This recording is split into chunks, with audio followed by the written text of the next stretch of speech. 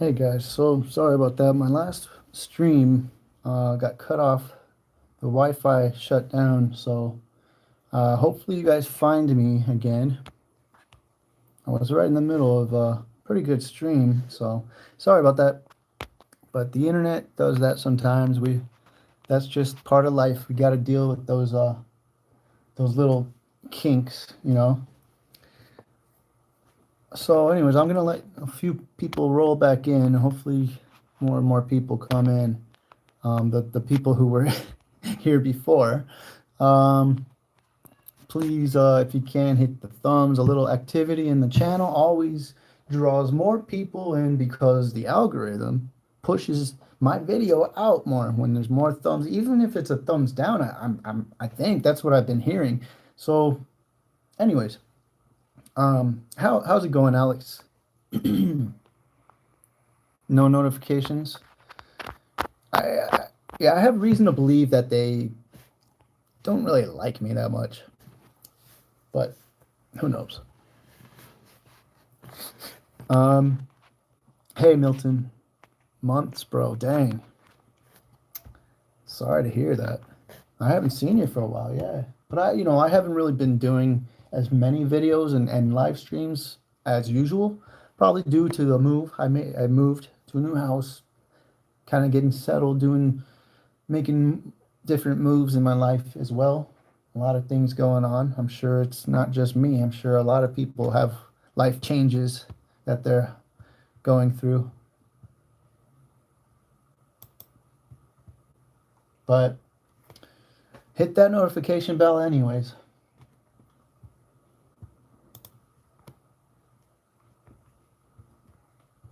So if you're just coming in, it's my stream got cut off right in the middle. And yeah, so just all right. So I'm just gonna go back to where I was.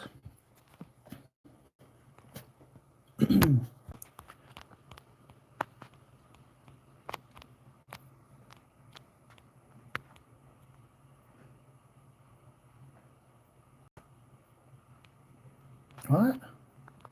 Huh? Wait.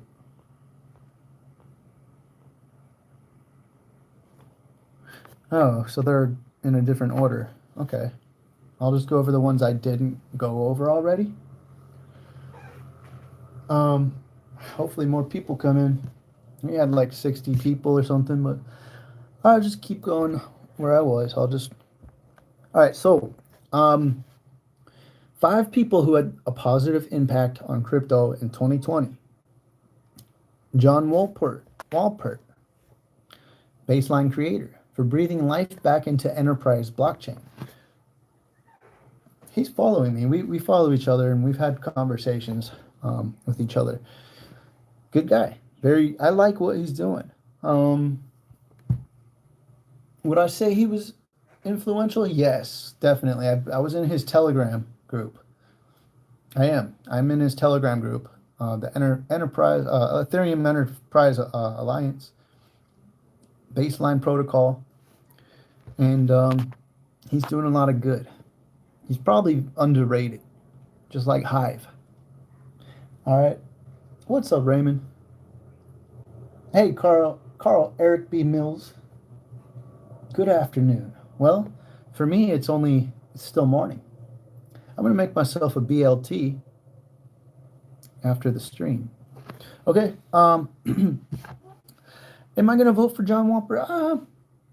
He didn't make as much of a visible impact as I have seen other people make. So I'm gonna keep him in mind. I need to trim, anyways, trim my beard.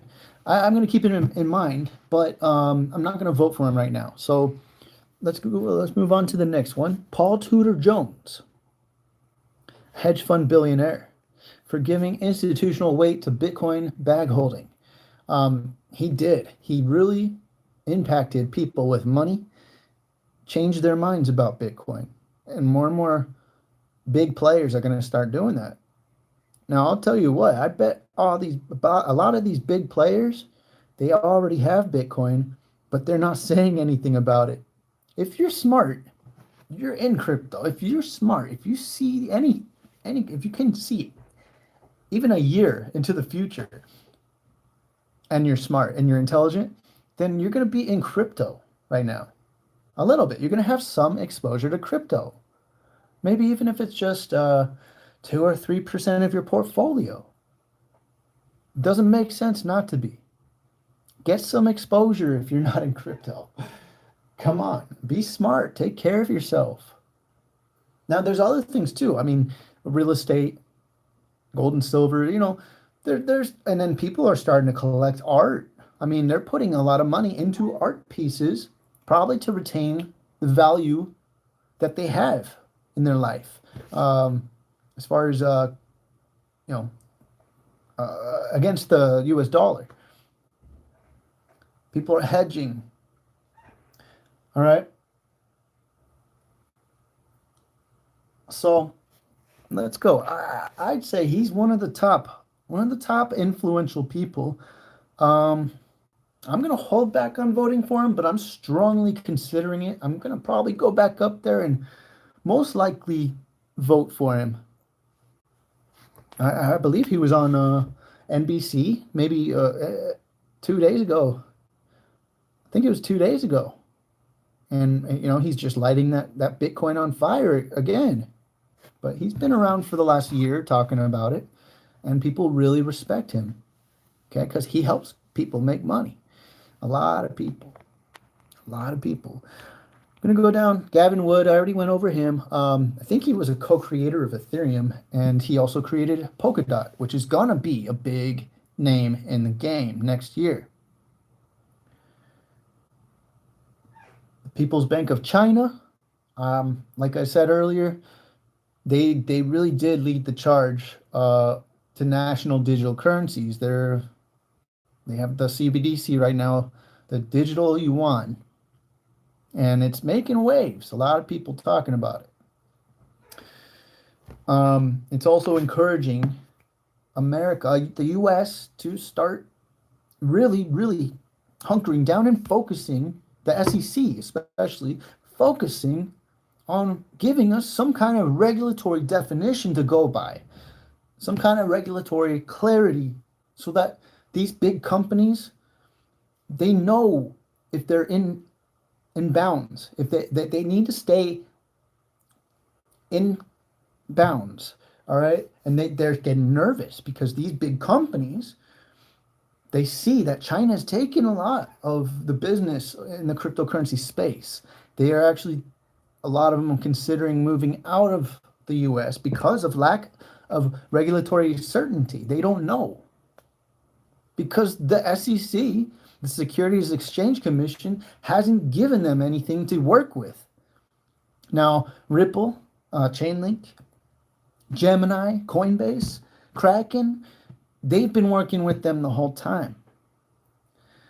I mean, we see, members of the SEC come from the SEC, and they're onboarded at Ripple, the company. Ripple employees, members who were members of the SEC. And they put an office up in Washington, D.C. That must tell you something, and I'm glad that we can see that insight and have the patience to hold our XRP.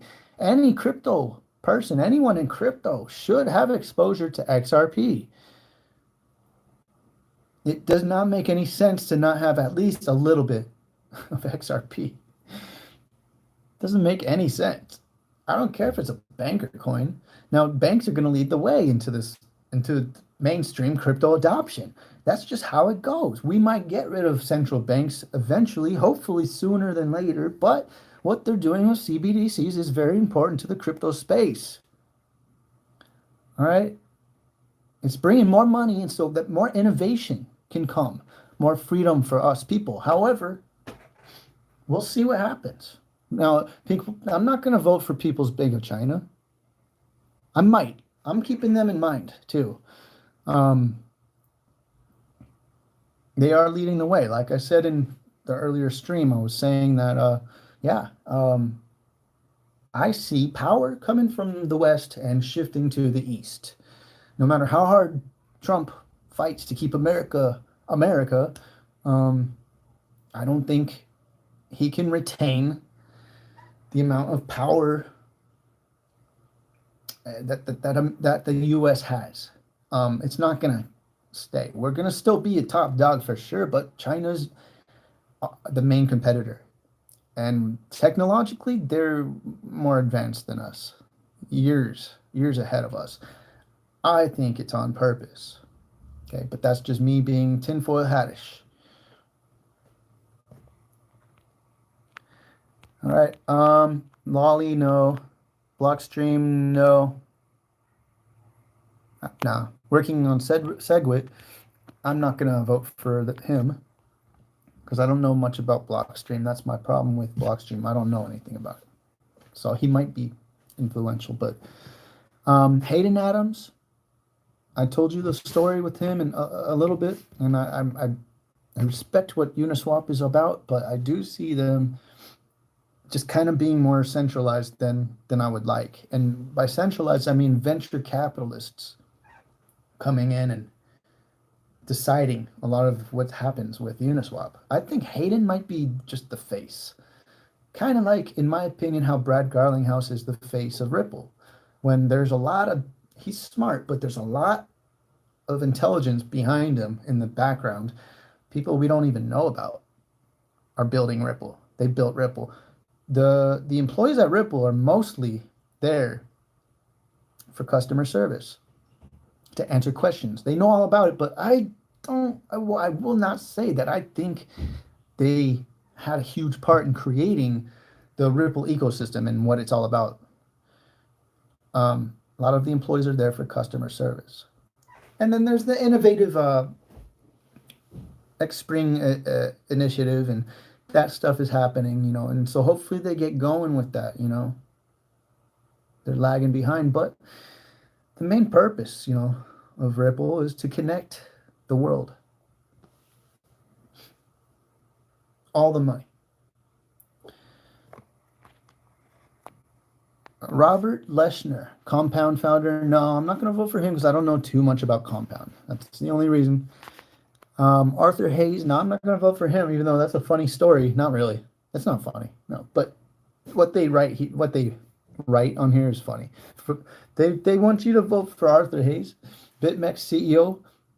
What? Why? For remaining out of grasp. It's a joke. No one's going to vote for him. They might. He was a big story. He's on the run. They still haven't caught him.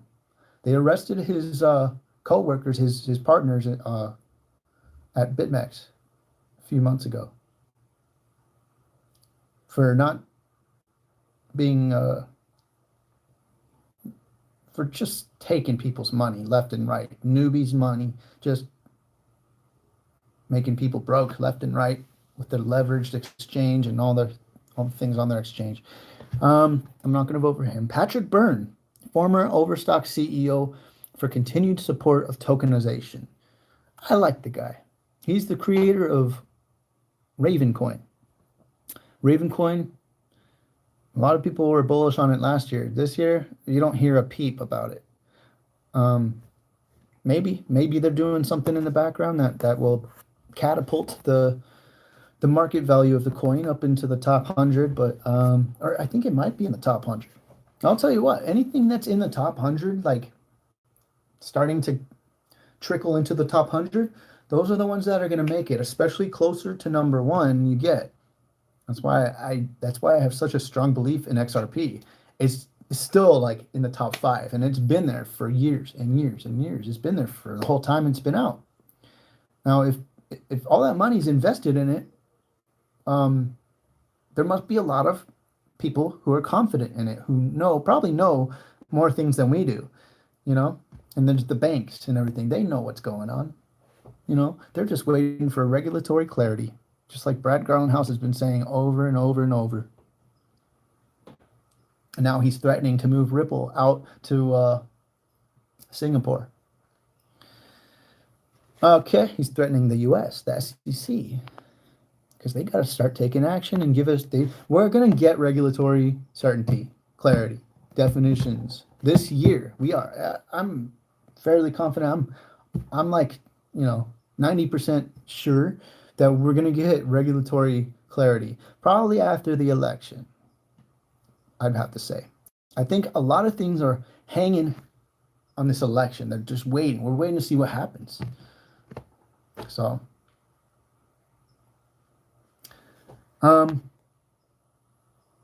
so Patrick Byrne, I like him, but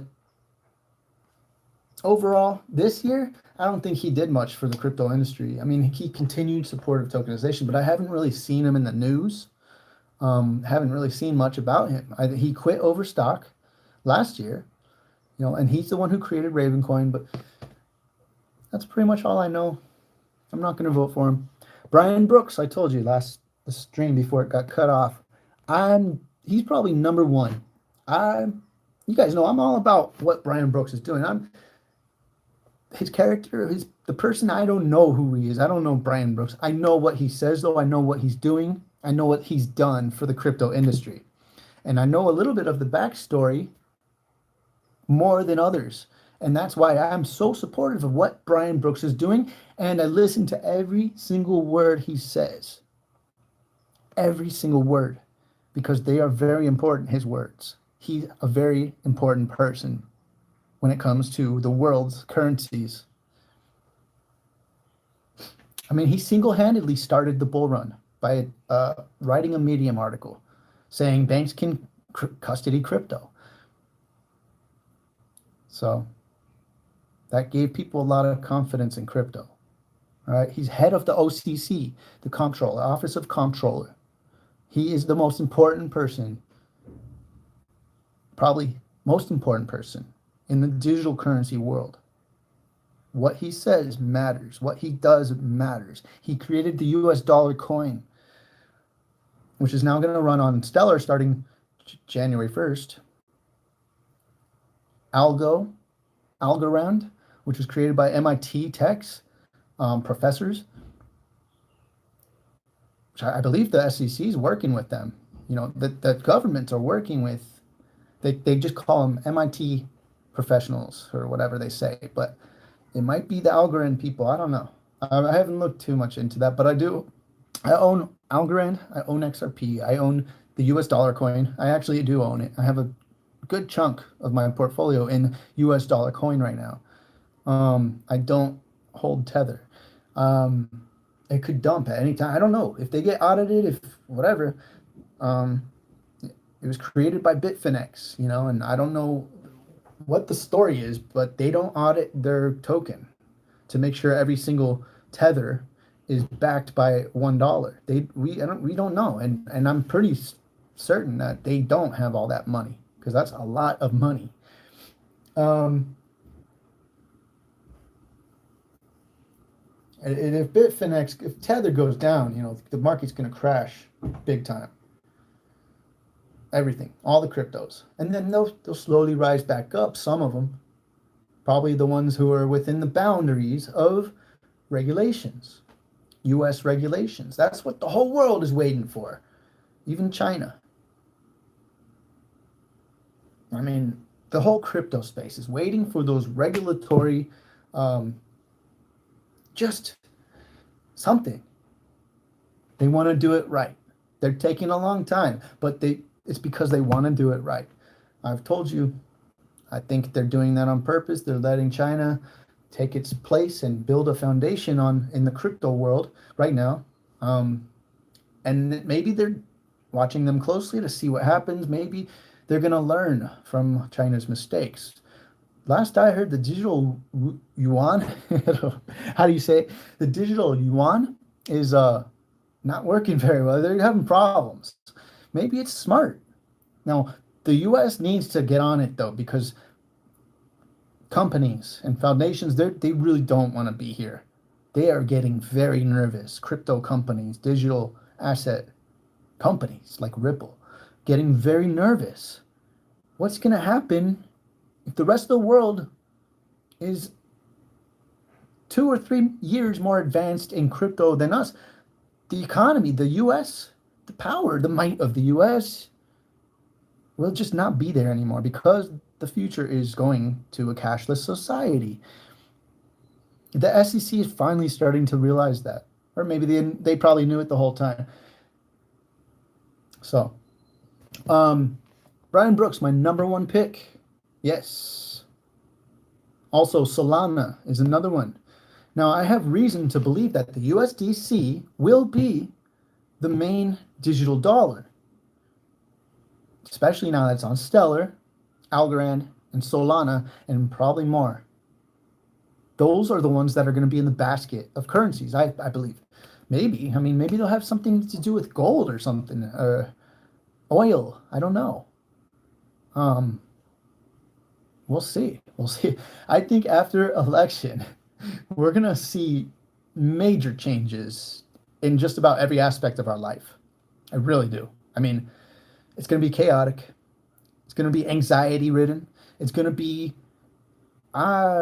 fun in some aspects. It's going to be fun in a lot of aspects, especially for us, I think. I mean, that's what I think, especially for crypto hodlers. So,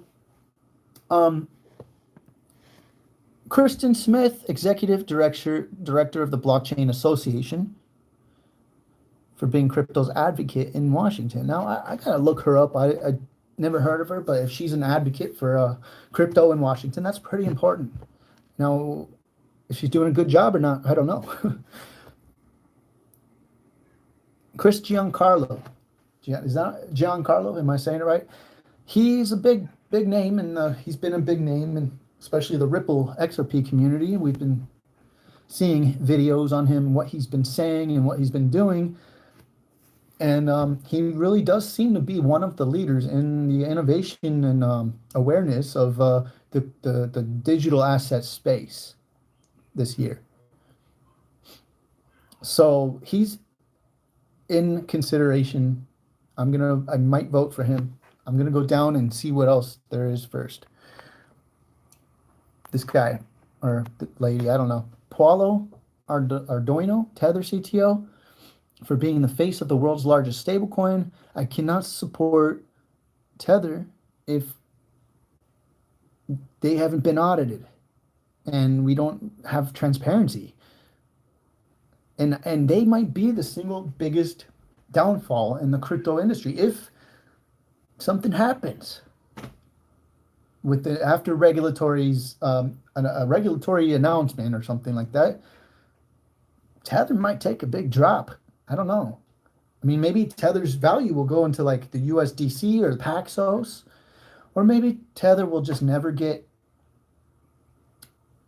truthfully or honestly audited. We'll see.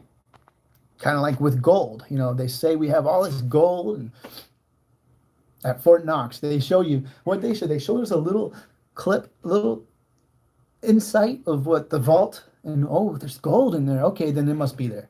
But they've never given us a true audit. Why don't they audit the Federal Reserve? I think that's in the process of happening. So we're going to get a lot of clarity starting next year. Transparency, in my opinion, and that's what President Trump said in one of his speeches. I saw the clip, and I think I talked about it in my last live stream. So Tether CTO, Chief Technology Officer Paolo Arduino. No, I'm not going to vote for her or him. I don't know if that's a guy's name or girl's name. No offense to any Paulos. Maybe that might be in the chat. I don't know. So, hey, Ferdy, what's up? How's it going? Good to see you, man. Alan Lane, Silvergate Bank CEO, for running Crypto's bank. Well, I'm sure some of you guys might know all about that, but I just don't know anything about Alan Lane or Silvergate Bank. So I'm going to have to skip that one. Brian Armstrong, like I said earlier, I like what he did. I really do. I think... Okay, thanks. Oh, that okay, makes sense. Thanks. So Paulo is a male.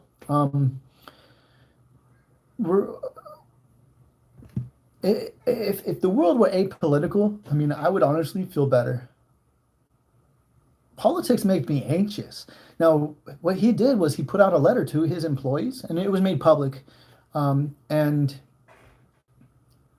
the letter said that we're going to take an apolitical stance as a company. He didn't explain why, He just said we're going to take an apolitical stance, and what that means is that there's going to be no discussion of politics in the workplace. It's a rule. It's a rule for the company now. And he also said if you want to take a severance package, we have a 4 month severance package. I believe it was 4 months, and it's a nice severance package and no hard feelings if you want to leave for any reason. And I think a few people left, and it boggles my mind. I mean, why would you leave Coin? I mean, maybe it seems like a good company to work for. I know a lot of us don't like Coinbase because it crashes, and I think they're going to work that out. I really do think Coinbase will be a bank. I think. I'm assuming it's going to be a bank. Kraken was a bank. Kraken is Coinbase's brother. I think Coinbase might be next, or there might be maybe Abra, or I don't know. There might be a few others that are in the running to be a bank. Even Gemini, maybe I don't know. But Gemini is definitely the most regulatory compliant exchange out there, and Coinbase. Those are the two, and I think Kraken, of course, Kraken, Coinbase, and Gemini. I'm very bullish on those three exchanges, and Binance US. Maybe I don't know. So, to me, like Binance is like CoinGecko, to where Coinbase is like CoinMarketCap. Even though it's funny though, CoinMarketCap is owned by CZ now, and so they added this whole liquidity feature, and it's cool, but it almost seems like it's manipulated even more than it was. I don't know, but I like the whole liquidity feature on both CoinGecko and CoinMarketCap. It lets you know, like if you're discovering a new coin, it shows you where to buy it and what has the most liquidity, so that you get the most fair price without the biggest spread. You got to have liquidity. Liquidity is huge when it comes to buying and selling tokens. That's the whole theme of XRP and Ripple is liquidity. That's what they need. We need liquidity, and the coins with the most liquidity tend to be the best store of value. So Tether has liquidity, Bitcoin has liquidity, Ethereum has liquidity. XRP is waiting for regulations. That's it. And then I think liquidity will come. I mean, a lot. If big banks are going to get into it, they've got a lot of money to just toss right in there. That's the whole business model for Ripple and XRP. It's liquidity, so that we can instantly and basically feelessly transfer value from one side of the earth to the other. I mean, I'm surprised they didn't come out with that, 10 years ago. Well, they did, or 20 years ago, they did. They knew all about this. It's all part of the cycles and events. The elites, if you want to call them that, the smart ones, they know and they use it, and they create events around the cycles. The cycles always happen first. And I learned that from Bo Polony. I'm not trying to sell his newsletter. I'm telling you the truth. He taught me a lot through his newsletter.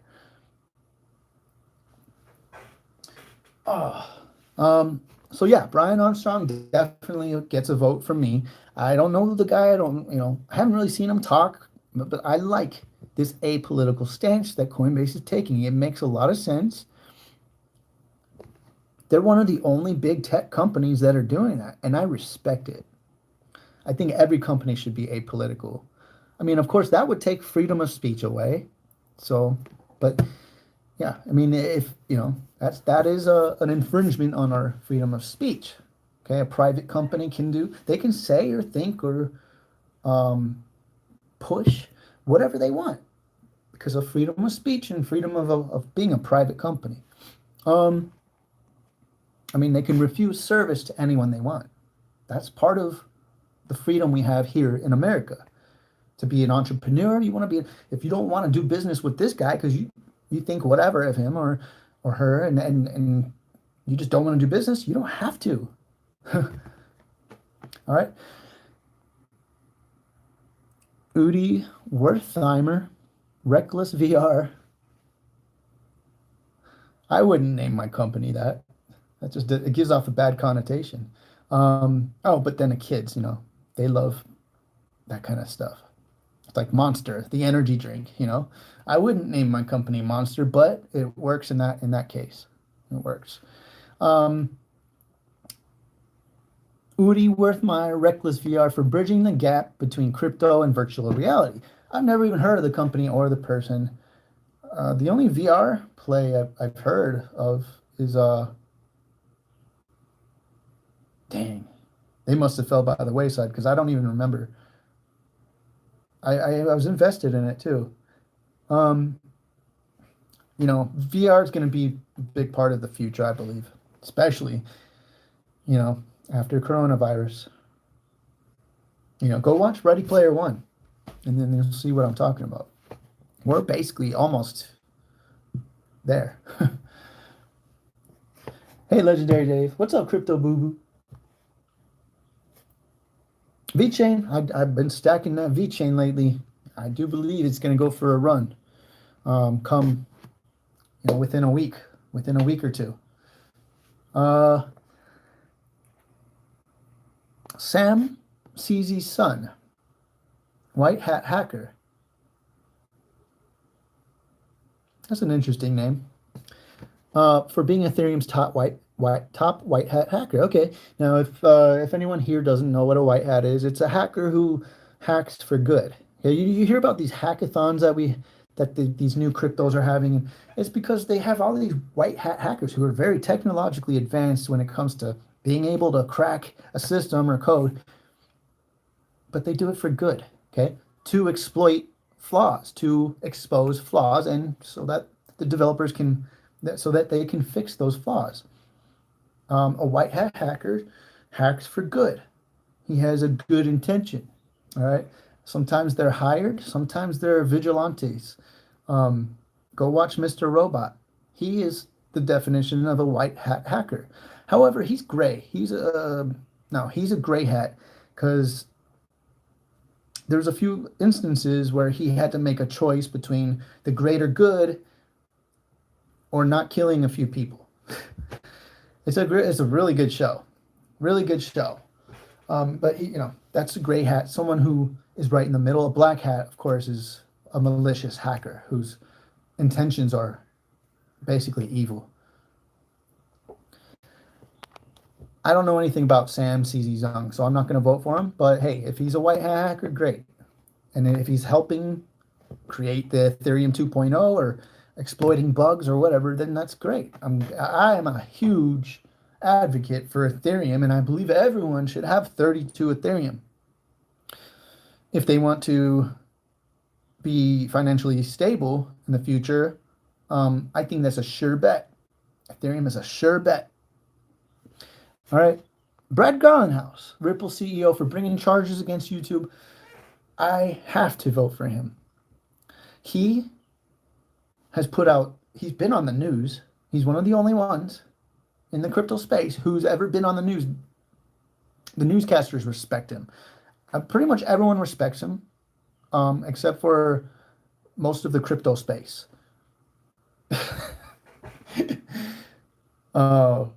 Because he's a banker or whatever, he was just an Uber driver, I believe. They recruited him to be the face of Ripple. He's very good at doing that. A lot of his tweets have been put on the news. A lot of his tweets have been retweeted and discussed. He's really him and Chris Larson, Ripple, they're really trying to drive the fact into the SEC's minds that if they don't get into action now, the US will lose superiority when it comes to big tech and blockchain and crypto. He's exposing a lot of the US's flaws right now. And he's pushing. He's probably the biggest advocate for regulatory clarity at this moment. And for that, I give him respect, and he gets my vote. Pavel Durov, Telegram CEO. Yeah, he battled the SEC. Okay, I don't know if he won. I don't think he did, but he did battle the SEC. Maybe he lost a lot of money doing it. I don't know, but he gets respect. However, I don't know any much about that whole case or whatever, so I'm not going to vote for him. Cami Russell, Defiant Creator, for being the DeFi and Ethereum Whisperer. All right, I don't know anything about that, so I'm not going to vote for Cami Russell. If I was maybe heavily immersed into the DeFi space, which I'm not, I know a little bit about it. I was involved in it a little, not too much, but if I was immersed, I might know, but I don't. Michael Saylor has been in the news a lot lately, especially the last 3 months. MicroStrategy CEO.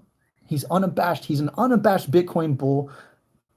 He's showing companies that they should be in crypto. He led the first non-crypto publicly traded company. Okay, so he's leading the first non-crypto publicly traded companies to put Bitcoin on its balance sheet. He got a lot of fame for that. Was it a positive impact on the space? Yes, but I think there's probably other people who were had more of an indent on the space, put more of a dent in it, and gave it a little more oomph than he did. However, he's still on the news lately. He's just I think he's buying more and more Bitcoin, which is definitely the biggest network of a crypto asset, strongest network, most secure. Now Ethereum's coming up very closely behind it, and I believe I'd rather have 32 Ethereum than a Bitcoin. I don't know what the cost of all those are. I'm not even going to try. $99,000. How much is 32 Ethereum? No, that's $10,000. So yeah. So 32 Ethereum is basically kind of like a Bitcoin. It's basically a Bitcoin. I'd rather have 32 Ethereum. Seeing what I've seen the last year or two, and knowing what I know going forward, Ethereum is going to be a main part of the digital asset space in the next 5-10 years. Vitalik Buterin, he's a genius. He's like out of this world, extraordinary, very smart, and he knows what he's doing.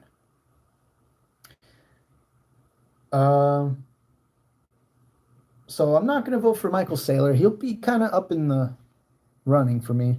Alex Mesmej, creator of Alex, I don't know anything about that.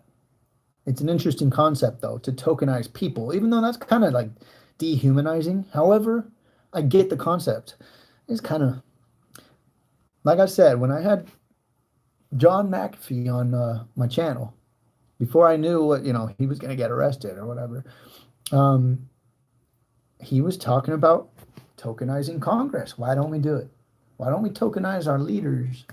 And that sounds so dehumanizing, but it's not, because it makes sense. Put a token on them, or create a token for them. The people will vote by buying that token, so they will hold. They will hold that person's.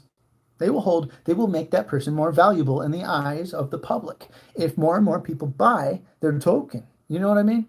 It's an interesting concept, and I believe we're going to head that way. Maybe not anytime soon, but maybe within the next 20 years, hopefully. I mean, hopefully we'll make some innovations to our leadership. They need innovation. We need innovation. I'm not going to vote for him. Wang Chun, F2 Pool co-founder, for encoding history has repeated on the Bitcoin halving block. So that was a big deal for the Bitcoin bulls and for the halving, and it was a short story. It didn't really run that long. I'm not going to vote for it, but it was kind of interesting. Sam Bankman-Fried, FTX CEO, for creating a cornerstone derivatives exchange. Okay, that's fine, but I didn't really hear much about him or FTX this year. I wasn't diving into that area of the digital asset space, so I'm not going to vote for him. Blue Kirby, Yearn cheerleader. He's a big name on crypto Twitter and Twitter, in the DeFi space. Yearn Finance. He's an anonymous person. No one knows who he is, but I'm not going to vote for him because last I heard, he kind of like dumped a lot of his Yearn Finance on people. Or something like that. It was just kind of a controversy, and I'm not really going to vote for anyone who brought a negative impact into the space, or even if it was attention but negative. Anyways. So I'm not going to vote for him. Hester Cryptomon Pierce, Securities and Exchange Commission Commissioner, for being one of the most prominent crypto advocates among the U.S. regulators. Yeah. But they still haven't done what they need to do. So yeah, she's the one advocate in the SEC that we all know, and we've been cheering her on, So she's high up in the running for my vote. I'm not going to give her a vote right now, but maybe. I think I voted for 3 people already. They all have B's. It's Brian Armstrong, Brian Brooks, and Brad Garlandhouse. I have 2 more votes. Jerome Powell, Federal Reserve Chairman, for ushering in an unprecedented level of stimulus, indirectly proving Bitcoin's core thesis. Like I said earlier, I'm not going to vote for him because that was his job. Trump made him do it. Come on. For 2 years, Trump was tweeting, we need to hit, like what he said, we need to lower interest rates. And then he would say, Jerome, who's worse, Jerome Powell or President Xi from China? He was basically insinuating that Jerome Powell was worse, like a worse person than the president of China, of the Chinese Communist Party. That's a big accusation. So he took charge. He took charge of the Federal Reserve and Jerome Powell, if you haven't been paying attention. And he's the one who made it do it. So I'm not going to give Jerome Powell my vote. I don't think Jerome Powell even wanted to do it. And it's something that's not good for this is the end of an era of central bankers doing the same shit that they've been doing for like 30 years. They ran the whole economy into the ground for themselves because of greed, and now we're going to have a revolution in the financial world, and that's what's happening. Started in 2008. The revolution started. Now it's in full swing, and it's going to keep going, especially next year and the year after.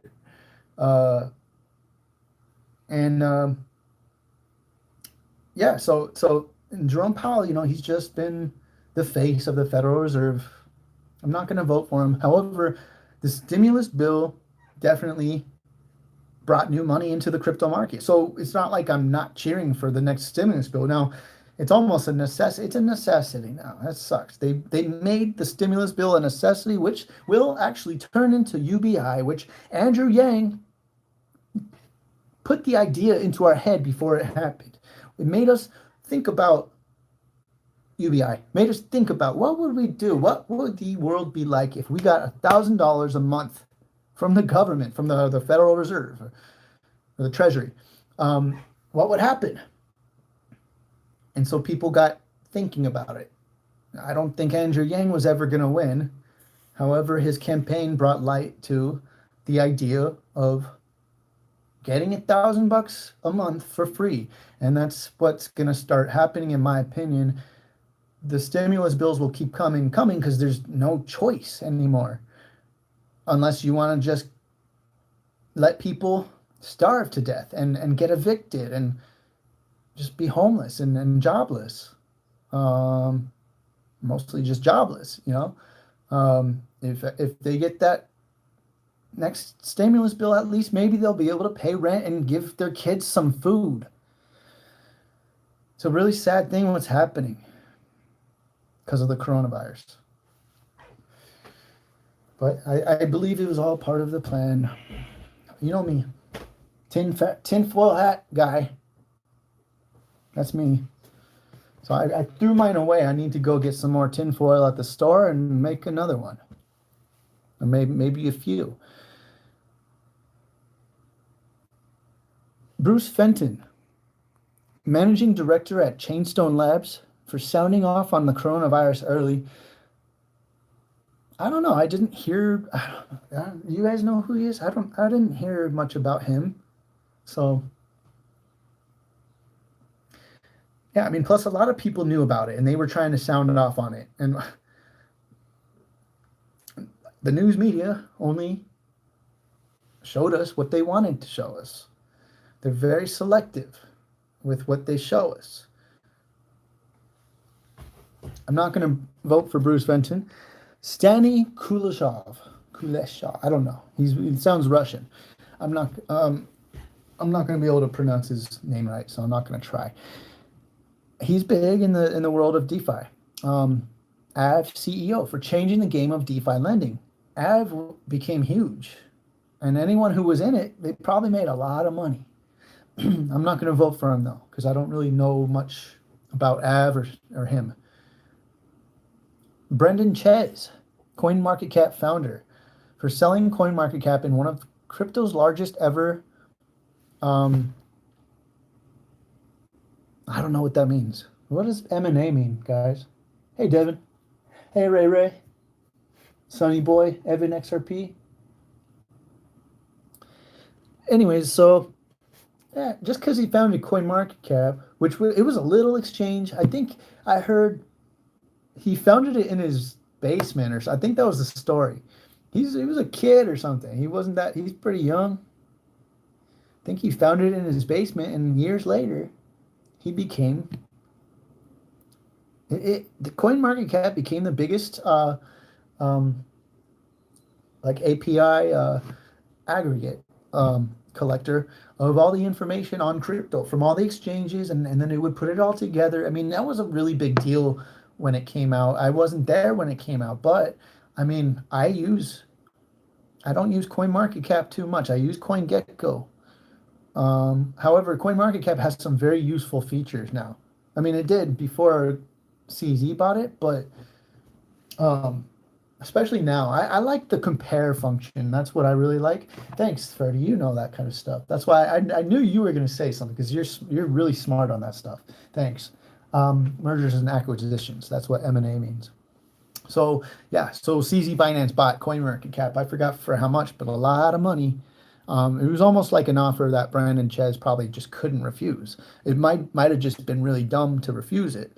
And Binance, they bought it with the promise of adding liquidity functions to it. So that was cool. And because in turn, CoinGecko did the same thing. And then there's other ones like Coin Paprika and CoinWatch Live or something like that. I just use CoinGecko and CoinMarketCap. I'm not gonna vote for him because it was big at the beginning of the year, but it didn't stay. Like no one's talking about it anymore. It's just one of those things, no one will even remember CoinMarketCap before CZ. Not a lot of people. Brandon Chesk, I wish him luck. I hope he's doing well and doing something productive with his money. Anthony Pompliano, yes, he gets my vote. Like I said, I enjoy his live streams. Actually, I don't think he does live streams, but I enjoy his videos. I enjoy his Lunch Money podcast with his wife, 20 minutes every morning. I really do. It's fun. It's fun to listen to. They go over all sorts of topics, and I like it. It's just random every day. And I like his wife. They're a good couple. They play off each other very well. As someone who does YouTube and I'm immersed in this space, I really do appreciate those little things about YouTubers, especially if they're real, if they give real opinions and they don't compromise their integrity to get money or fame or viewers or whatever, thumbs ups, whatever. So that's what I appreciate in the YouTube space. Anthony Pompliano also does a podcast where he interviews very high up people in the crypto space and even in the monetary space, not soaking in a lot of information. And I always hear something that I didn't know before. And that's why I like Anthony Pompliano. He's a big Bitcoin advocate, relentless Bitcoin optimist. Well, hey, I mean, he's been talking about it. Anyone who's bought Bitcoin this year, at the beginning, it's up 94%. So they doubled their money almost. I can't say he's wrong. No. Peter Shilagi. No. It's the internet connection. My Wi-Fi is not that great. And then even the 5G, when it's cloudy out like this, it doesn't work that well. Are you guys able to hear me or see me? I just want to make sure before I keep going. No. Hello? Anyone there? Whoops. Anyone there? Hello? Again, it happened. It happened last time. You here? Okay, cool. So you're here. Can you see me and hear me all right? Just want to make sure. Back on. Okay. All right, thanks. Thanks, guys. Sorry about that. It's just something I have no control over right now. Like the Wi-Fi, it cuts out, and then my 5G even cuts out because of, I don't know, I think maybe because of the weather. It's cloudy out. Anyways, guys, I'm back. So 5 times 5. All right, later, Ferdy. So, okay, let me keep going now. Peter Schlage, I'm not going to vote for him because I've never heard of him. Juan Bennett, Protocol Labs CEO for launching Filecoin. They launched an ICO about 2 weeks ago, and Filecoin flew. I don't know where it was as far as market cap, but it flew way up into the top 30s, I think, maybe top 20s in one day. It got listed on Gemini, got listed on Coinbase Custody, and it got listed on Binance US, all in one day. And that just boosted the price like 400%. When I looked on Binance, it was 400% up. It was crazy. Can you guys hear me? Or see me? I'm sorry about that. It sucks. It's the second time it happened today. It's too bad. I'm sorry. I'm going to keep going in case you guys are here. So I'm not going to vote for Filecoin, but it is something that I'm going to look into because I've heard that it is one of those, I've heard that it's one of those maybe chosen coins, maybe one of the chosen ones.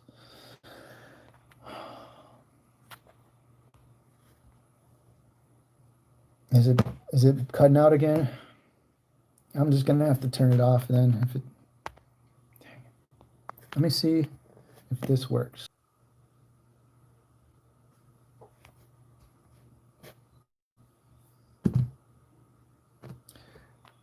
Can you guys hear me? See me? Okay. All right. Freddie, you said you're going to leave like twice already. Thanks, though. Okay. I turned off the Wi-Fi, and it's on 5G now, so I think it's working. Okay, so am I clear? Am I good? All right, I'm sorry about that, guys. Let's go on. Thanks, Freddie. Suzu, 3 Arrows Capital CEO for insightful analysis. You guys might have heard of him, but I don't think I've heard of Suzu. So I'm not going to vote for him or her. Dan Elitzer, Yam Finance creator, for providing the rocket fuel for the vegetable coin bull market. Yeah. I think, didn't Yam, like, something fishy happened with it? But anyways, what came out of that was sushi, all the food coins. I forgot what, like potato coin and tomato coin and potato coin. There was a few more. There was one I actually liked. There was pickle coin or pickle Rick or pickle. I think it's just called pickle finance. Honey. There's a lot of food coins. Hey Rod, what's up, man? Thanks. Good. I need your feedback when that happens. I need you guys' feedback. Thanks a lot. So yeah, Yam Finance, I'm not going to vote for him, no. Because I heard something fishy. I think something weird happened with Yam, and people were not happy. Let's go down more.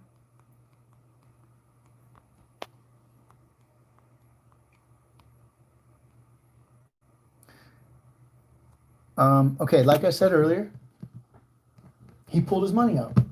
That's what I thought. Is there a burger coin? I didn't hear about that one. Sorry, I'm sitting back my back.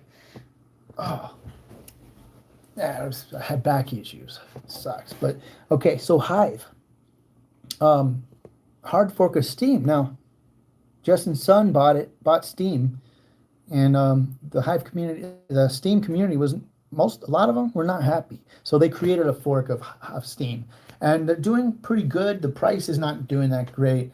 I bought it though. You're gonna laugh, but I had a vision, one of my crazy visions, of a Hive.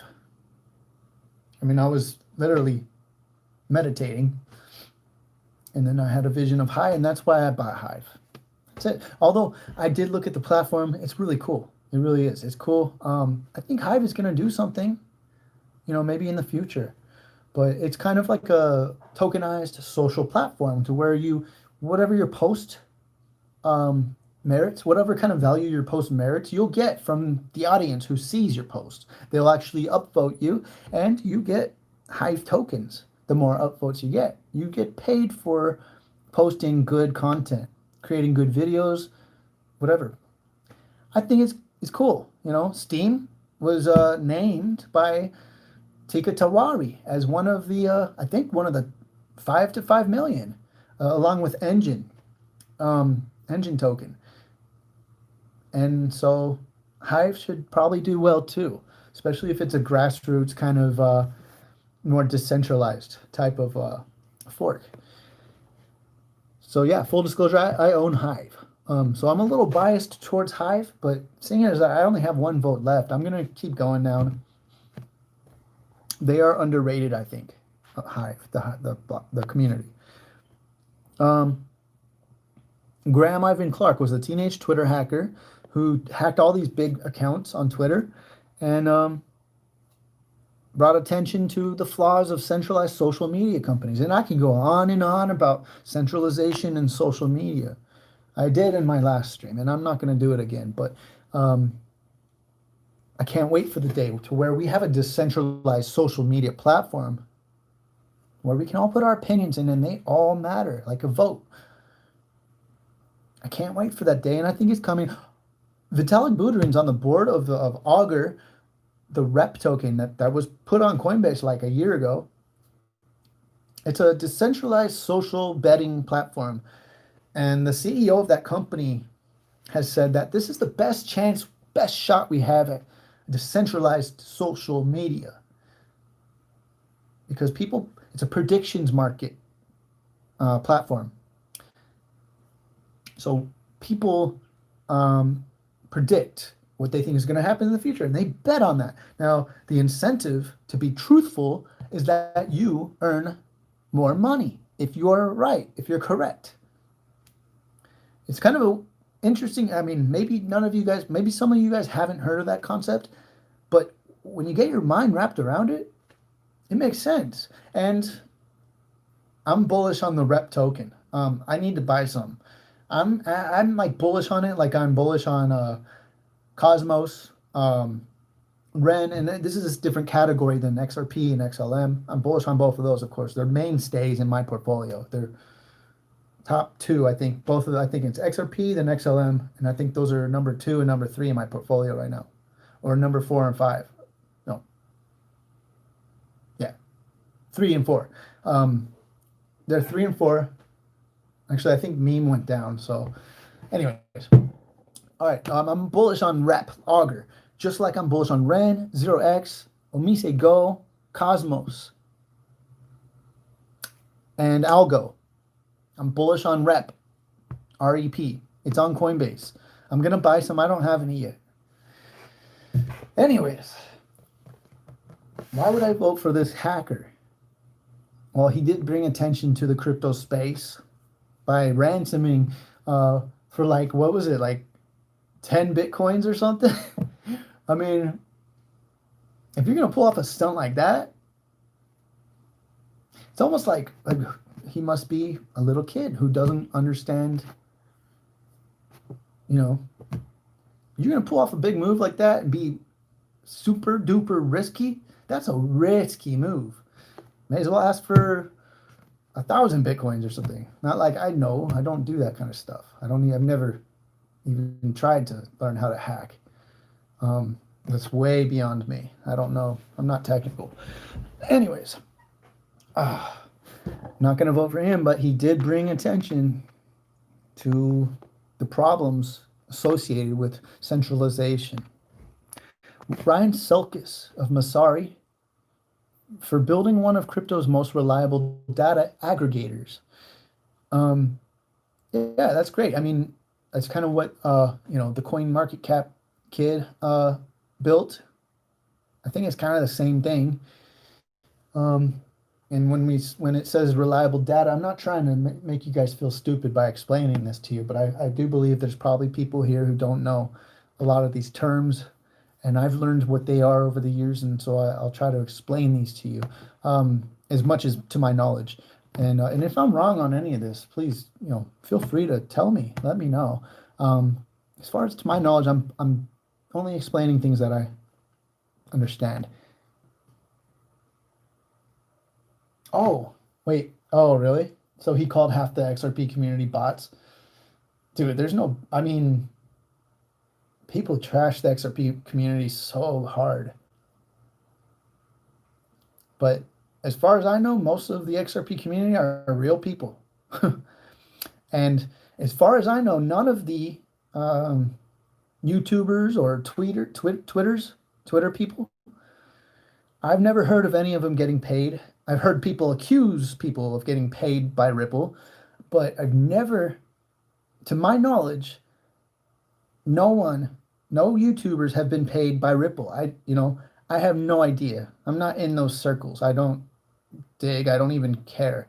I guess I would be a little concerned if someone was posing as being a Ripple XRP advocate while hiding the fact that they're getting paid by Ripple to do so. I don't like that. Now, there was one of my coins, I found out, I'm not going to say which one, but I found out that they are willing to pay influencers to talk about the coin. And if you got to do that, Ferdy, you're not a bot. Man, I know you, man. You wrote an article and I was featured in it, and that was cool. That was really cool. So I once again, I thank you for that. That was like a year and a half ago or a year ago. That was a year ago. But I do thank you. That was really a spotlight for me. That made me feel really special. I'm not trying to be sappy or, anything cheesy or anything, but you're not a bot. Carl is not a bot. Parsa is not a bot. Legendary Dave is not a bot. A-Rod's not a bot. People just spit shit every time they speak. Some people literally brown crap comes out of their mouth every time they speak. That's the best way I can explain it. Don't listen to people. You need to do your own research, come to your own conclusions. Don't listen to people and take every single word that everyone says as fact.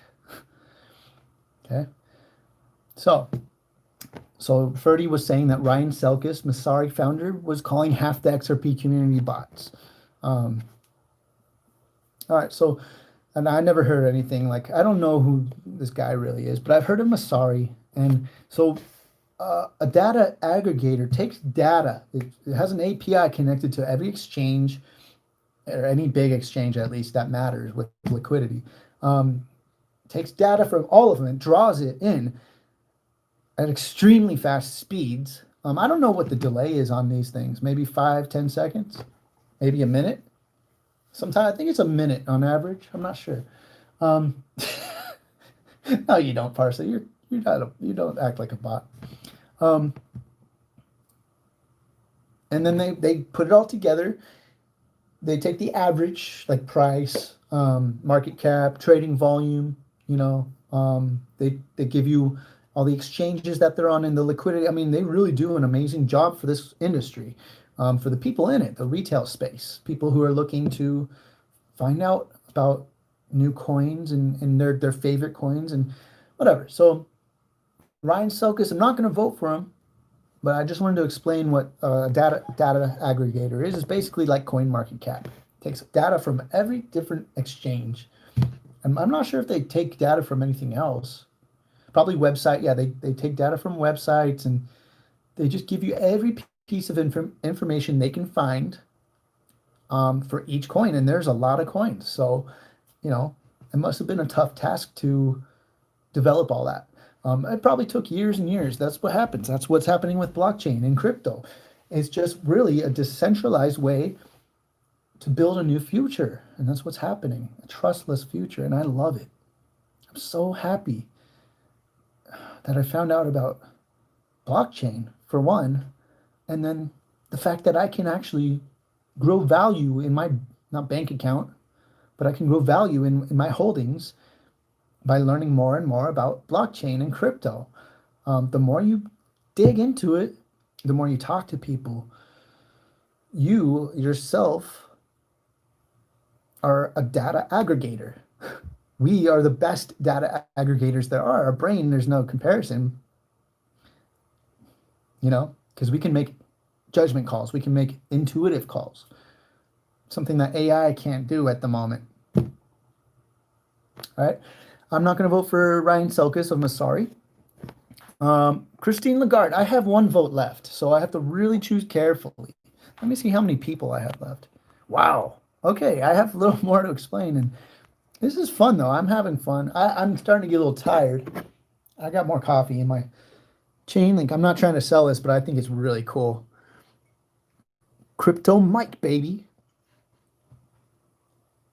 The guy Coffee Link on Twitter. That's his handle, I think. Coffee Link. He made this for me, and I think it cost $20. I think it was $20. It was free shipping in the United States too. So great quality, just great quality mug. Anyways, the coffee. Sorry, I don't usually enjoy eating or drinking in front of other people. Kind of like shy about that. So, but it's no big deal.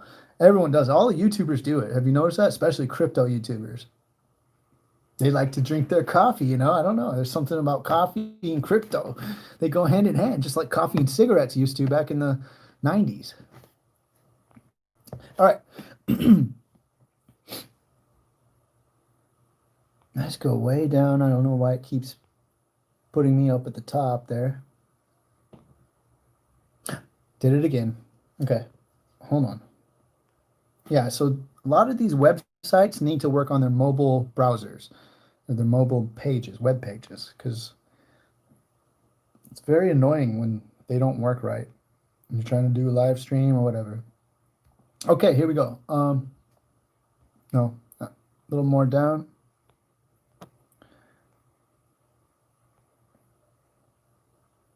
I'm trying to do this intricately so it doesn't pop all the way back to the top again. Sorry, guys, if you're listening and not watching. I do have a few listeners who drive trucks for a living or whatever, or they drive home from work or to work and they listen. I do that. I love it. I love listening to crypto people on YouTube. You can do that with YouTube Red. You can have the screen off and listen. Okay. Now we're back down to Christine Lagarde. Oh, please don't pop up. Oh, I did it again. I'm so sorry. Give me a sec. Yeah.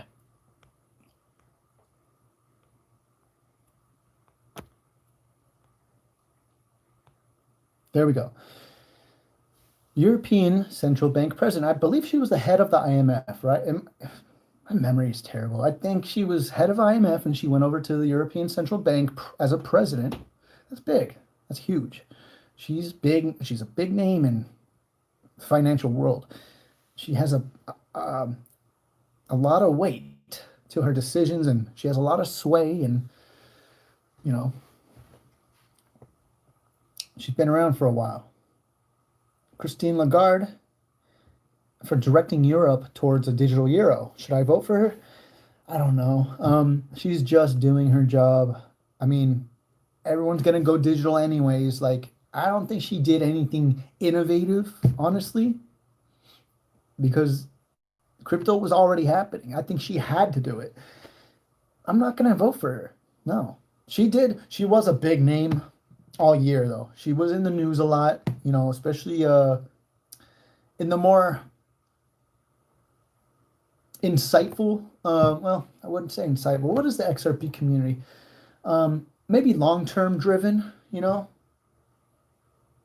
Sorry, that's a good one to think about, because that the Ethereum community is very different from the XRP community. I'd say, you know what I'd say? I think the XRP community, no offense to anyone, because I'm in it too, but I'd say we're a little more mature. I think the XRP community is a little bit more of a mature crowd. A lot of the XRP community have full-time jobs. They're not there to trade and swing trade and to learn everything about the crypto space. They can't. I think that this is just my assessment over the years that I've seen. Oh, let me drop the link, and I'll keep continuing what I think about the personality of the XRP community and how it's different than the Ethereum community and the Bitcoin community.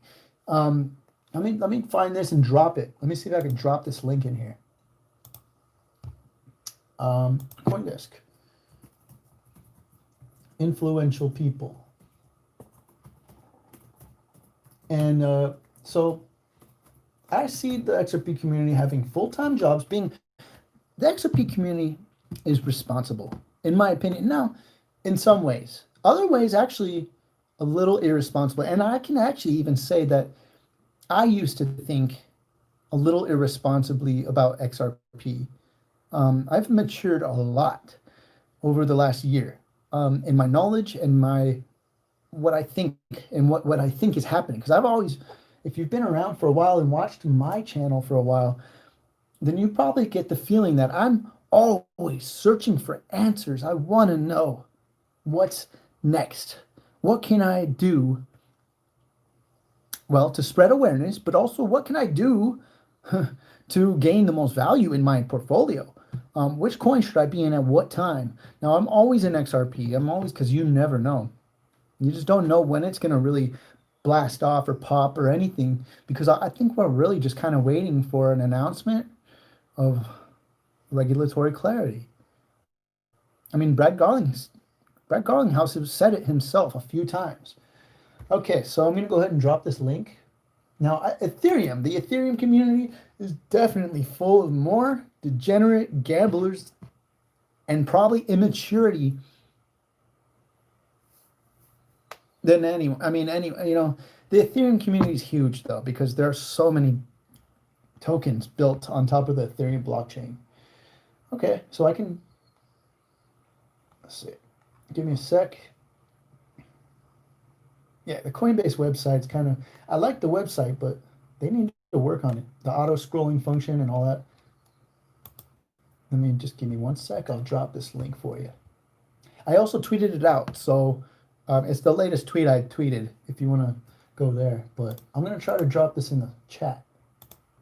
Thanks for sticking around, guys. I know I have a lot of filler in what I'm saying, but I'm glad you appreciate my opinion. And it makes me feel like, hey, at least I have an opinion that matters to people, and it helps educate people about at least my views, which are somewhat respectable, I'd say.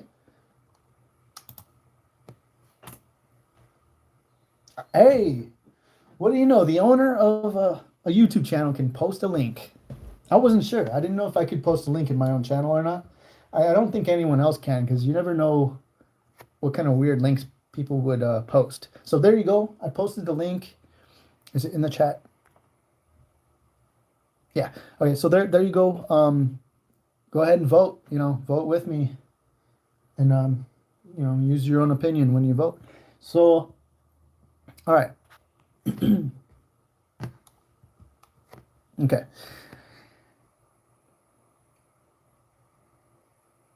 I would say the Ethereum community is definitely more innovative. Okay, the XRP community, like I said, I'd say the XRP community are probably mostly, in my opinion, more mature people, people who have more patience, people who have full-time jobs, um, people who have really looked into it, um, and are intuitive and know what's coming. It's common sense. Ripple it's been setting itself up, and I do believe that,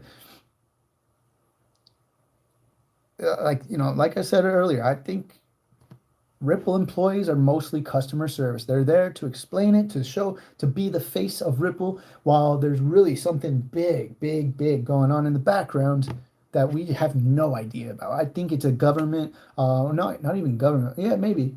Like it has been built for a while, I think, and they're just using cycles for news and all that. I mean, anyways, let's go back to this. But the Ethereum community is a little more fun, a little more innovative. No offense to anyone. That's just what I noticed. That's why I've been in the Ethereum ecosystem, learning about it, figuring stuff out, and having fun. I'll tell you the truth. It is fun. And especially when you learn how decentralized the future is going to be and how different. I mean, oh my gosh. Now, the central banks are going to usher in cryptocurrency to the masses. That's going to be the big news, I think. PayPal, but I think the central banks will go digital first, and then possibly within 4 or 5 years, they will start to drop out because people won't need central banks anymore. It's so fun having complete control of your own currency, not having a central source in charge of it. It's just amazing. Once you take that leap, everything changes for you. Everything changes. Your whole viewpoint on the world and world affairs and life in general, and what we are used to that we don't have to be used to. I mean, the governments they could have created this 30 years ago, and we'd be living in like a utopia of all our opinions matter. You know what? That's what I want. I want my opinion and yours to matter just as much as the other guys. And that's what we're going to have. Each person's going to have a vote that matters when they talk. It's going to be decentralized. So there's going to be a lot of little clans, and it's going to be a rough 5 years, I'll tell you what, in some some respects. It's going to be rough, also innovative, restorative. It's actually going to be, no, not restorative. No, it's going to be revolutionary. We're going into a period of revolution. That's what's happening. A technical revolution and ideological revolution as well. Okay, so let's go back to this. No, I'm not going to vote for Christine Lagarde. Because she's a big face. She's been doing a lot for the crypto space. However, she's just doing her job. I don't think she's doing anything innovative because this was all planned out anyways. And she knew it. She knows it. And they were all these heads of the world.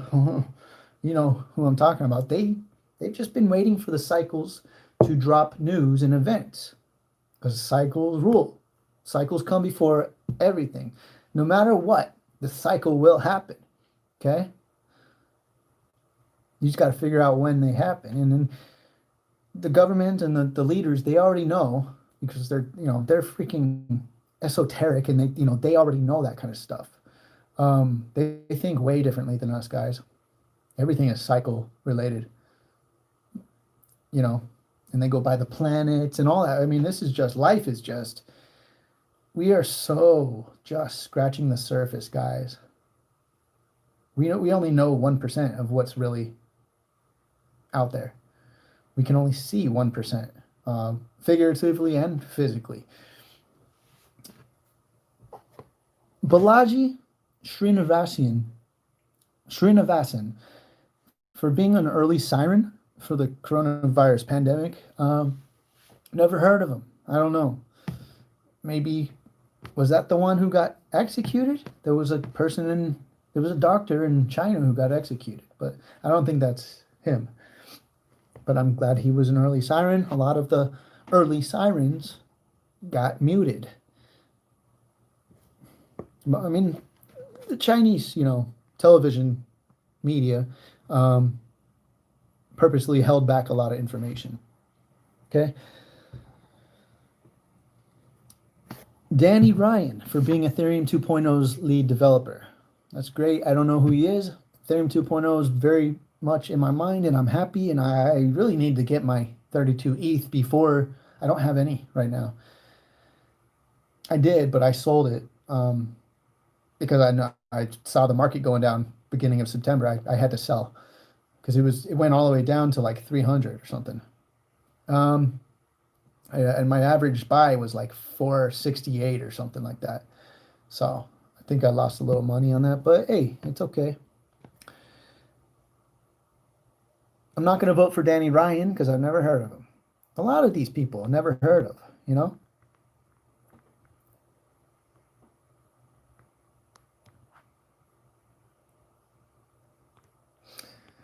Let's see.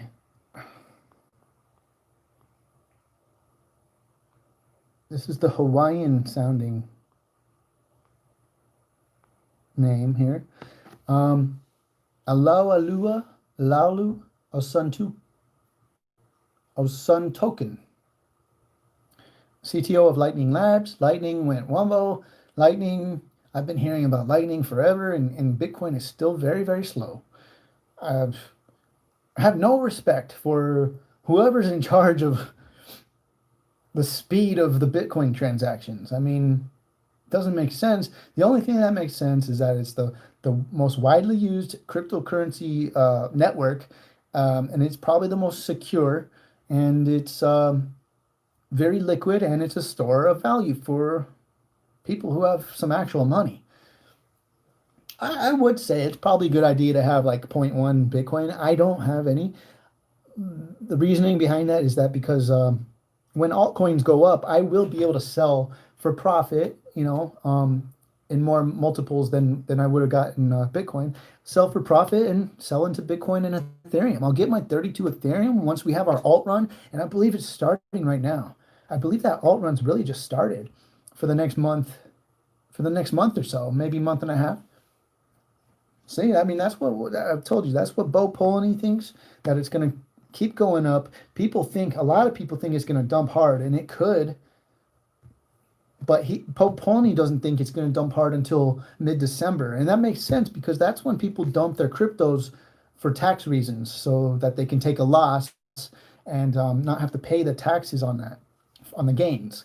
So they take a loss, buy back after January. That's what happens. It typically happens. Most Decembers, I believe. Hey, Ferdy, thanks for giving me some info. So Ferdy's telling us Balaji Srinivasan is currently angel investing and taking some time off. He's formerly the CTO. Okay. He's formerly the CTO of Coinbase, and he's a general partner at Andreessen Horowitz.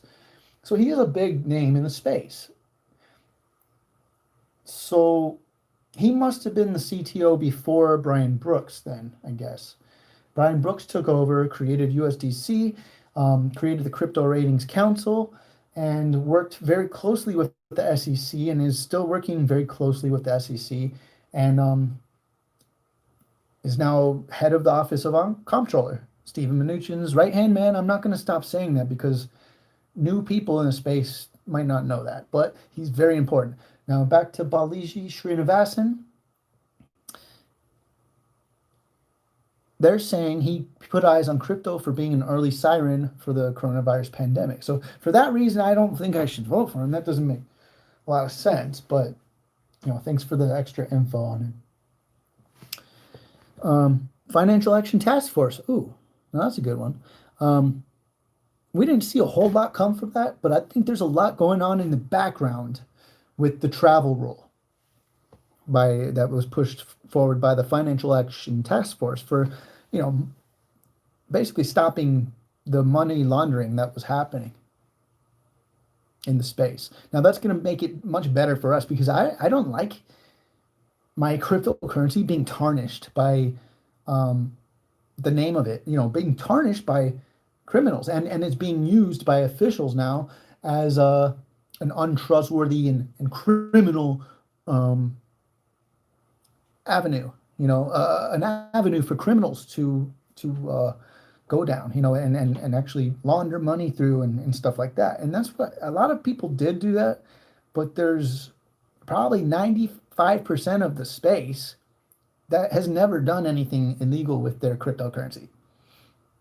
So that 5%, and that's just my estimate, but the 5% that did money laundering and has done that, they tarnished the whole space for years. And it's finally starting to be released from the grasp of that tarnish, that what happened, what's been happening. And they're going to make it so that you cannot do it anymore.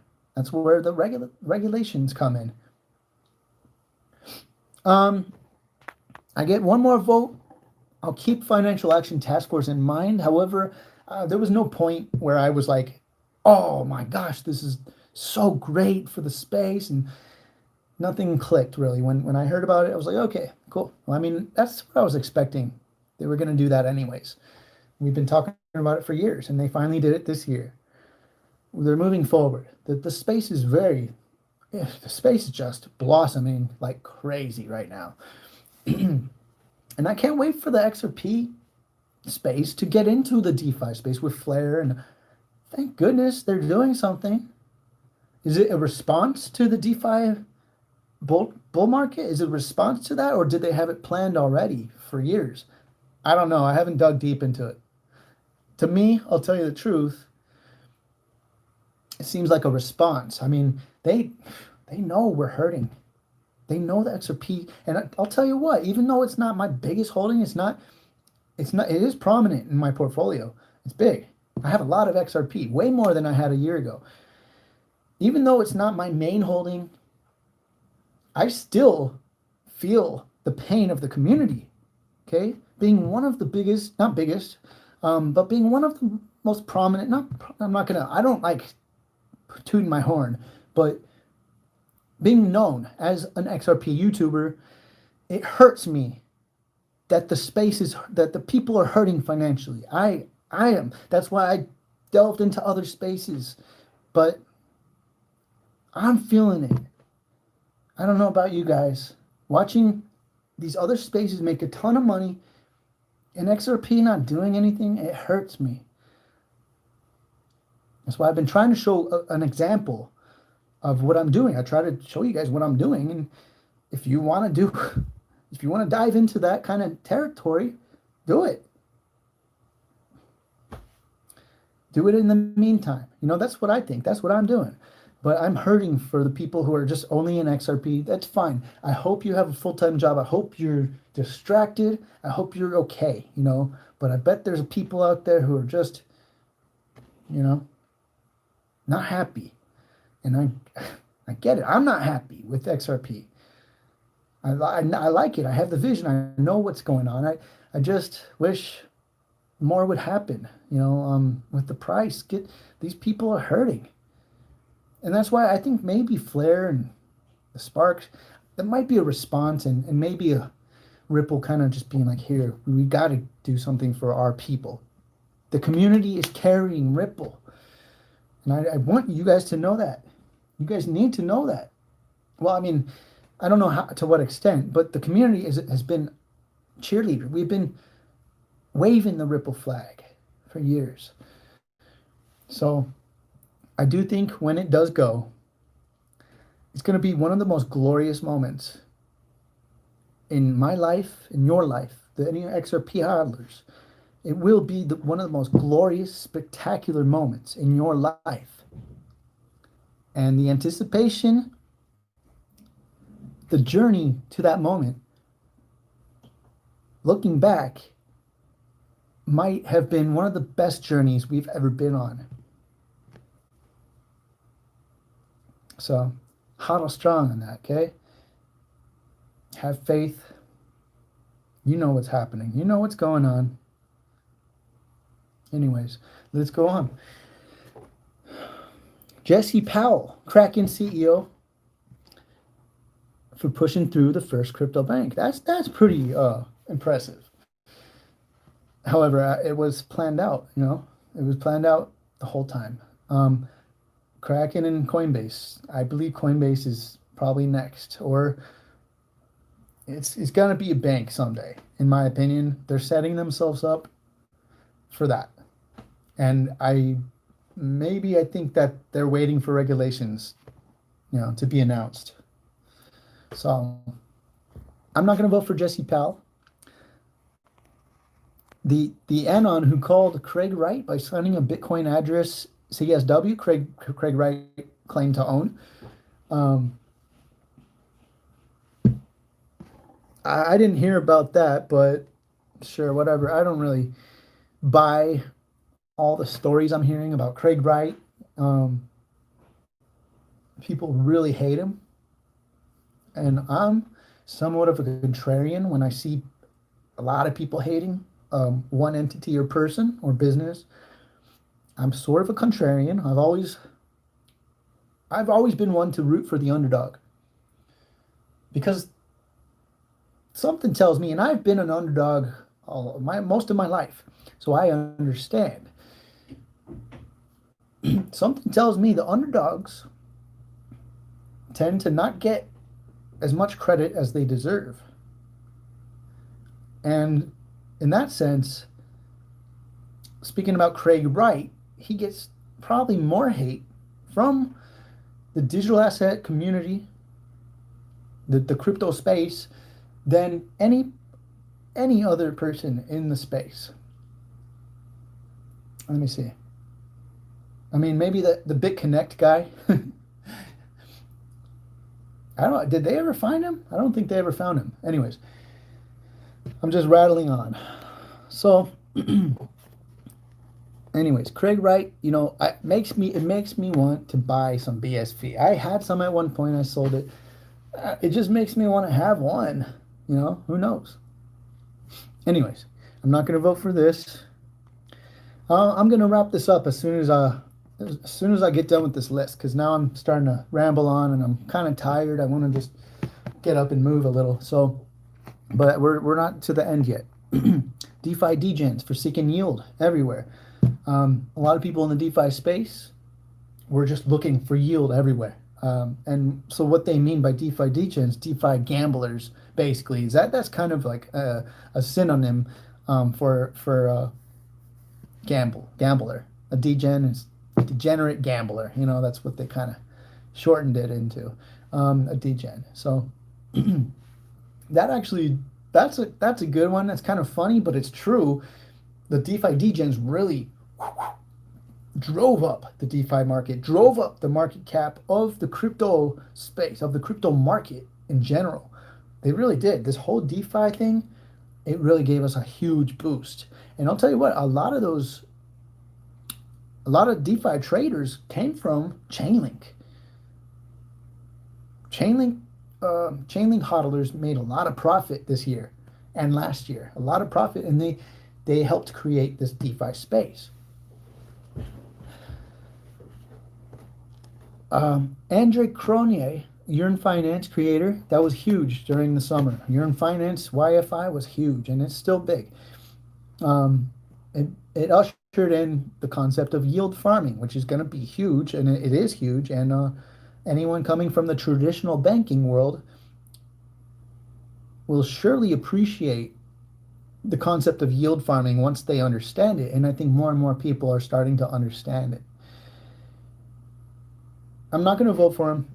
I have one more vote left. Alan Silbert, INX CEO, for leading the charge on blockchain-based IPOs. That's cool. But I've never heard of him. I don't know what's going on with that, so I'm not going to vote for him. J.K. Rowling, she was a special voice in the Bitcoin space this year. She even had exchanges with Elon Musk on Twitter about crypto. I think it was Elon. Why isn't Elon Musk on here? I guess he hasn't really talked about crypto. He's just kind of like alluded to it a little bit here and there. I have reason to believe, though, he's involved with Chainlink. Chainlink's going to be big. If you don't have any Chainlink and you're an XRP hodler, reconsider your not having Chainlink. Reconsider that. I think everyone should have at least 100. If you have that kind of money, it's not that much. It's like $1,000, $1,200. I think it's $12 right now. Chainlink. I think everyone should have 100 because I really think that one's going to like. I mean, I really think that one has a big chance of actually going to $1,000. So if you have 100 and it goes to $1,000, that's $100,000 that you gained by spending, $1,000. That's 100x. Okay, it could happen. I don't know. It does have a chance. Data is the new oil, and that's what they use. They're a Oracle, so they bring data from enterprise onto blockchain, and then in a secure fashion.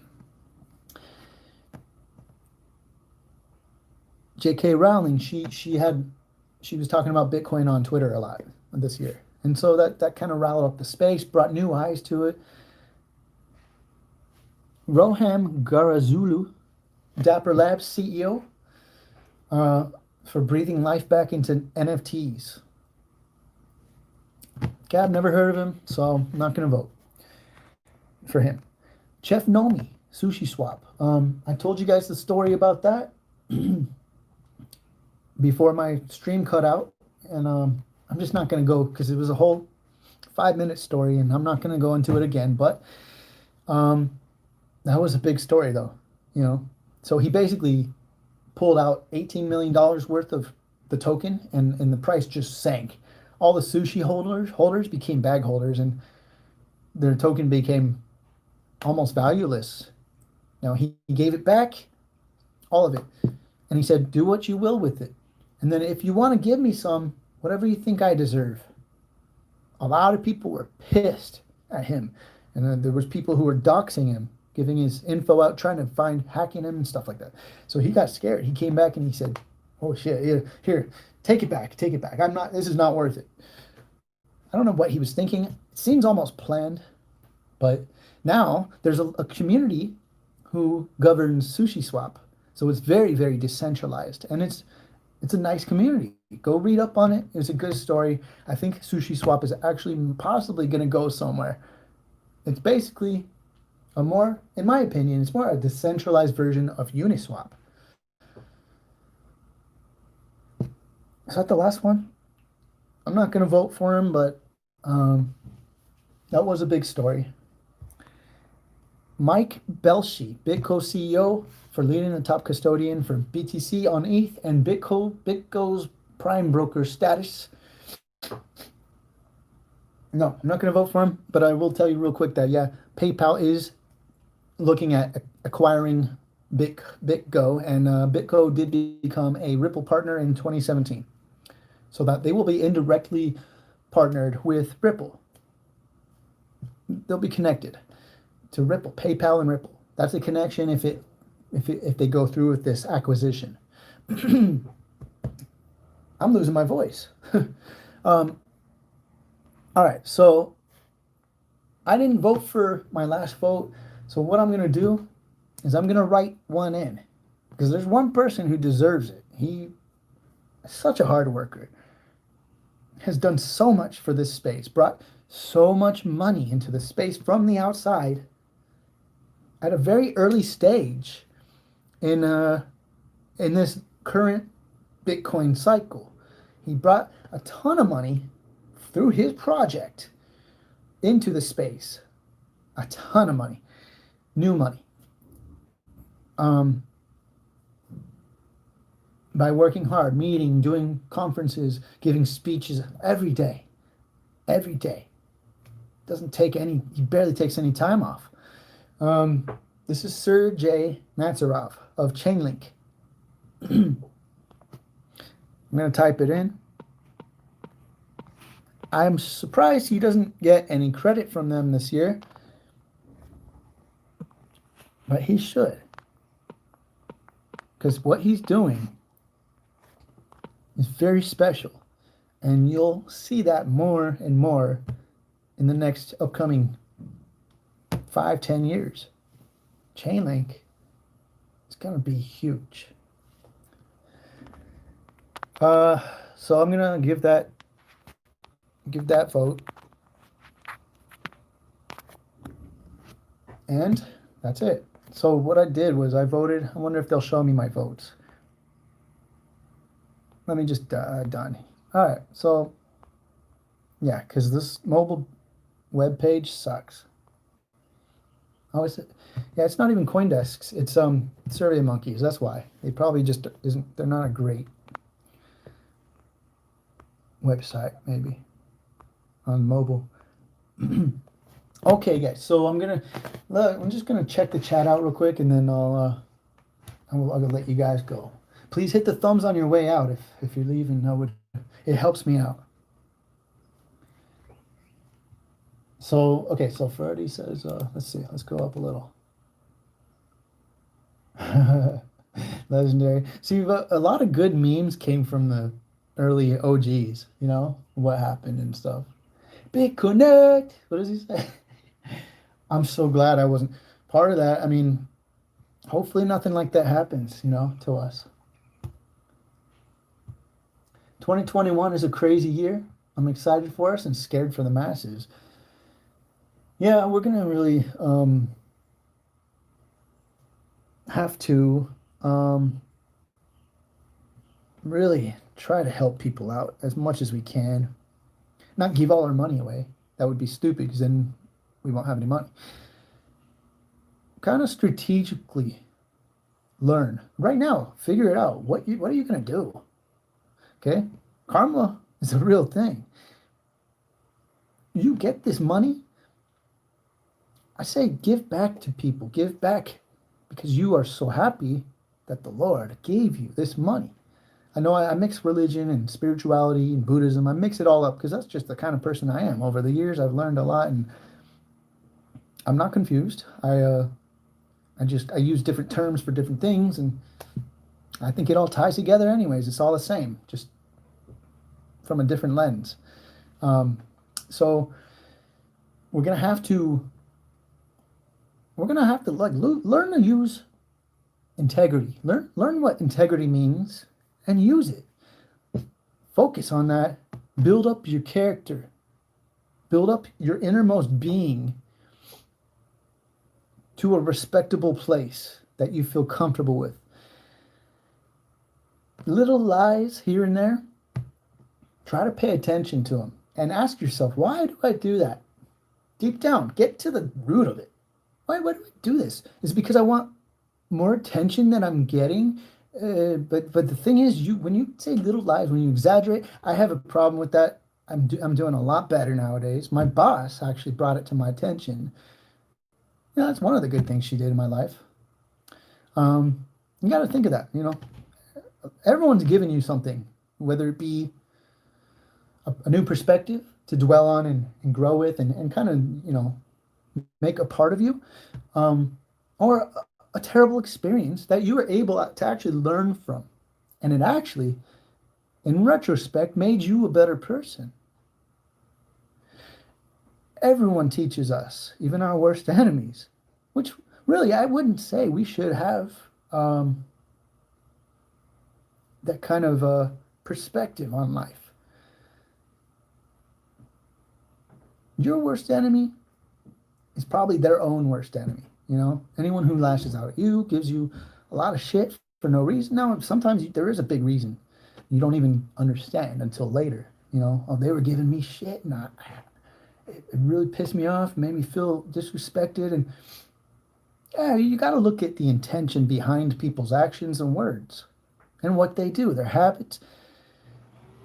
You got to look at these things. You got to think. You got to use your heart. You got to use your intuition. We're all here to teach each other, okay? Because guess what? If you really want to get down deep to it, we are all aspects of each other. Okay, this outside world is all just a reflection of what's in here. I don't even know where that came. I don't know. I was probably talking and then I just split off into something else. Sorry. I don't remember what I was talking about. Um, but thanks for letting me ramble. Thanks for listening to the words that I'm saying. It's like I've said before, starting this YouTube channel, I think it was good for my throat chakra. It opened myself up to, you realize what kind of person you are, what kind of strengths you have, what kind of weaknesses you have. Why not do something? Put yourself out there. It is scary. It's tough sometimes.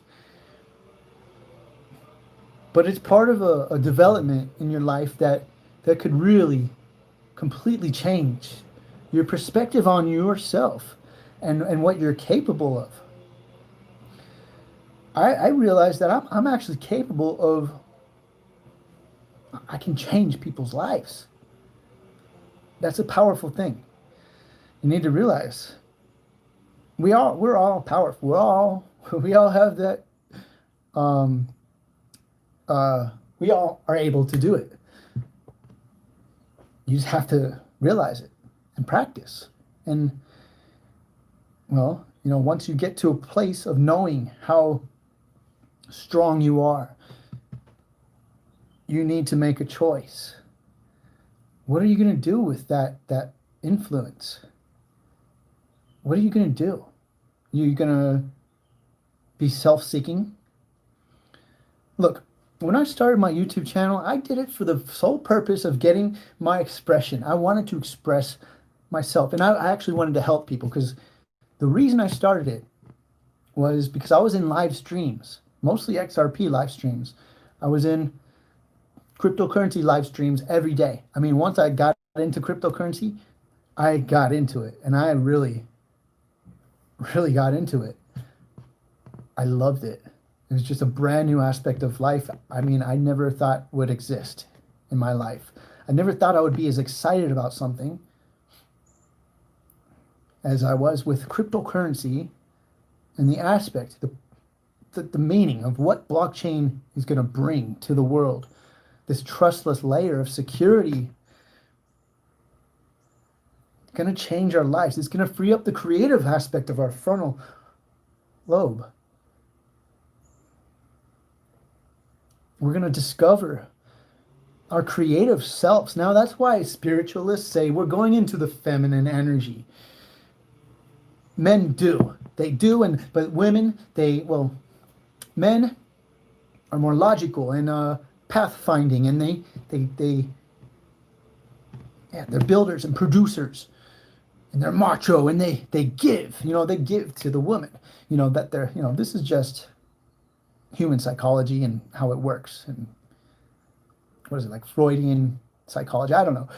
But if you want to really get down to it, I'm not going to, but we are shifting into more of a, and men don't like to hear this, a lot of macho men, and I can't stand macho men, because it's like, you're all ego. If you're macho, you're trying to impress everyone. Just be yourself, guys. Just be yourself. You don't have to impress anyone else. Impress yourself. That's when other people will be impressed by you. Forget about other people. Make it a goal to impress yourself with what you are able to do. So anyways, we're going more into a creative aspect of life.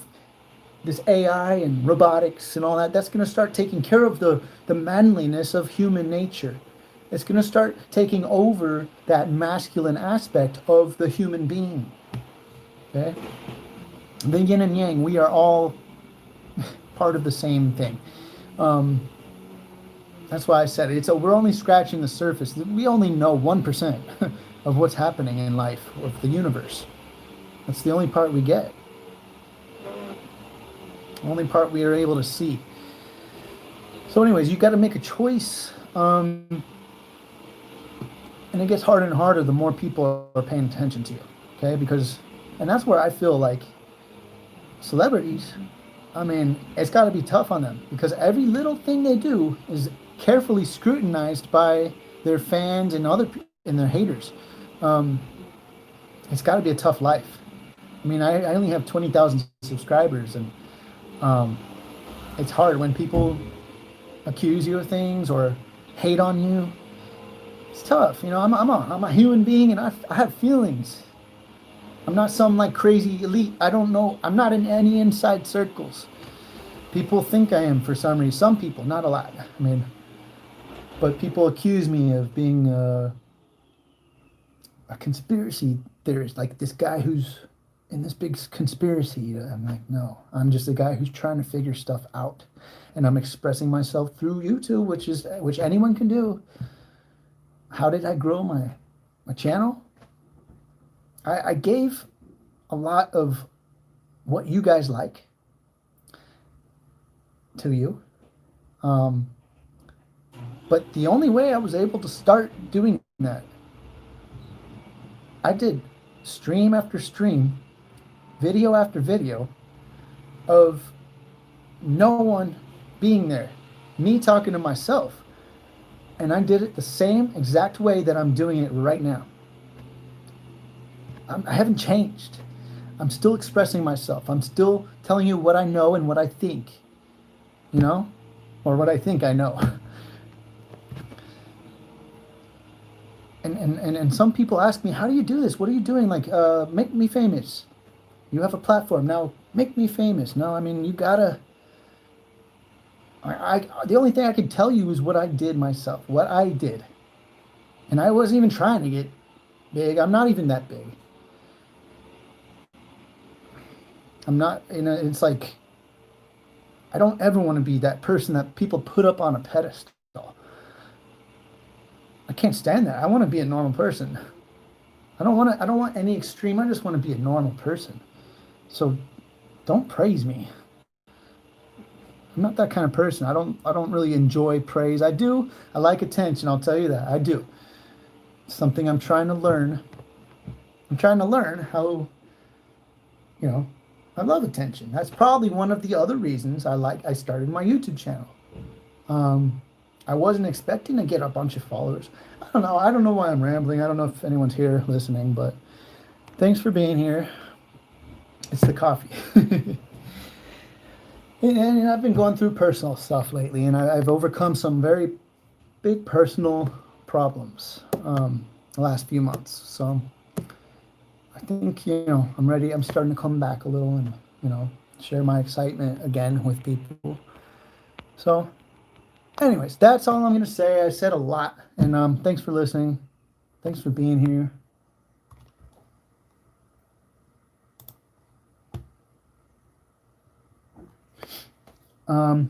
Hey Rod, thanks for being here. Parsa, Carl L, Eric B. Mills. Man, you're always just throwing out positivity. I mean, most of you guys are. Yeah. I mean, anyone here, I make sure if anyone's negative, I don't want them. I kick them. I hide them from my channel. Simple as that. They don't need to be here if they're going to try to bring people down or be energy vampires. Thanks, Parsa. Thanks, A-Rod, Carl. Thanks for being here. Ferdy, thanks for being here. Thanks for your insights. Man, you have so much knowledge on the space. Wow.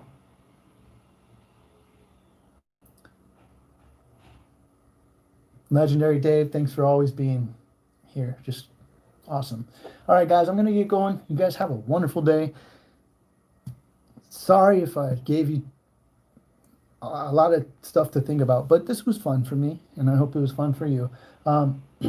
Be good people, all right? Be good people. Practice integrity, all right? All right, I'll see you guys later. Have a good one. Crypto Mike out. Peace.